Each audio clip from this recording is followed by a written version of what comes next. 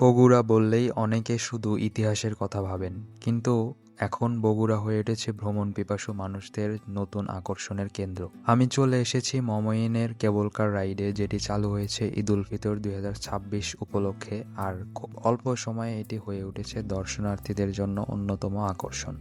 মাত্র 200 টাকার টিকিটে হোটেলের বাইরের দিক দিয়ে প্রবেশ করলে আপনি উপভোগ করতে পারবেন এক অন্যরকম অভিজ্ঞতা।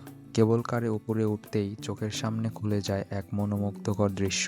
নিচে নীলাভ সুইমিং পুল, দূরে ঘুরছে ফেরিস হুইল, আর প্রাকৃতিক বুক চিরে বয়ে চলা করতোয়া নদী। চারিদিকে সবুজের সমারোহ। উপর থেকে ইকো পার্কের যে দৃশ্যটা দেখা যায়, সত্যি বলতে মুহূর্তের জন্য মনে হবে যেন বাংলাদেশের কোনো পাহাড়ি অঞ্চলে এসে পড়েছি।